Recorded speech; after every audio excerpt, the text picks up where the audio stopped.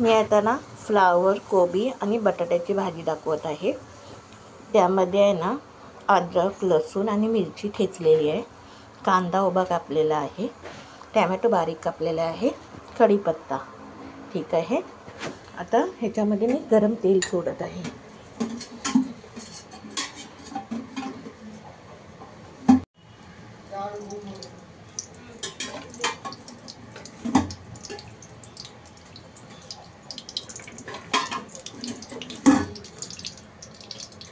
तीन पळी तेल सोडलेलं आहे। तेल आता गरम होऊन द्यायचं। मध्ये आपण मोहरी सोडत आहे थोडीशी। ठीक आहे, तर मिरची, आलं आणि लसूण हे टाकत आहे। थोडं हलवून घ्यायचं, भाजायचं चांगलं। आता कांदा आपण सोडत आहे, हे बघा फ्राय करायला।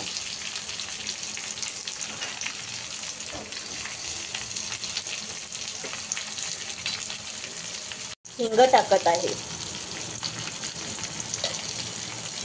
हे चांगलं तेलात भाजून घ्यायचं।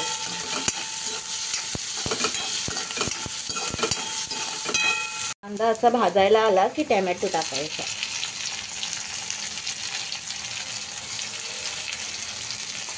तोही फ्राय करून मऊ करून घ्यायचा।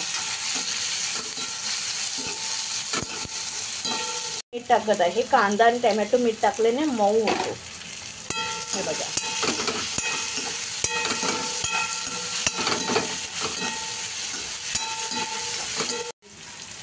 आता ह्याच्यामध्ये आपण हळद टाकत आहे थोडीशी। ठीक आहे, किचन किंग मसाला मी टाकते, धना पावडर टाकत आहे आणि गरम मसाला टाकत आहे।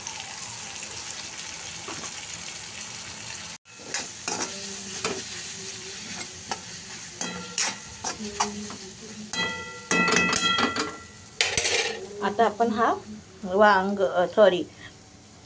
कोबी, बटाटा आणि फ्लावर घेतलाय, तो टाकत आहे।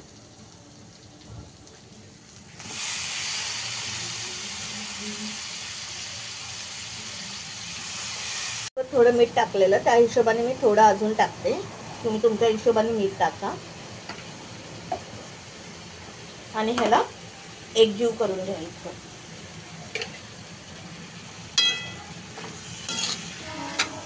गॅस बारीकच ठेवायचा, कारण की आपल्याला एकजीव करायचं आहे। खाली करपलं नाही पाहिजे, लागलं नाही पाहिजे। हे पहा,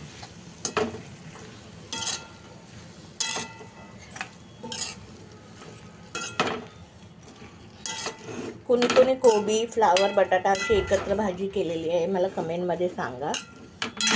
आणि कशी झाली माझी भाजी तेही मला सांगा, मी पूर्ण व्हिडिओ टाकते। आणि कमेंट करायला विसरू नका। एकजीव झालं ना की त्याच्यावर झाकण ठेवायचं आणि गॅस मीडियम ठेवायचा 5 मिनिटांसाठी, अधूनमधून पलटून पाहायचं। आता आपण भाजीचं झाकण खोलून बघत आहे,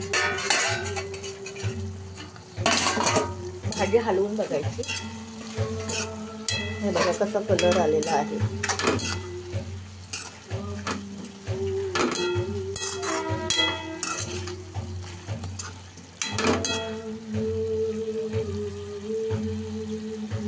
बटाटा अजून शिजला नाही आहे, शिजवायचा। झाकण काढत आहे, 5-10 मिनिटं झालेली आहे। 5 ते 7 मिनिटं ठेवतो, बघा कसं पाणी हे झालेलं आहे। तुम्हाला जर पाणी पाहिजे असेल तर तुम्ही ठेवू शकता, नाही तर भाजी रेडी आहे। बघा बटाटा शिजलेला आहे, हा बघा। बस, जर पाणी आटवायचं असेल तर पाणी आटवू शकता। आता ह्यात कोथिंबीर टाकते।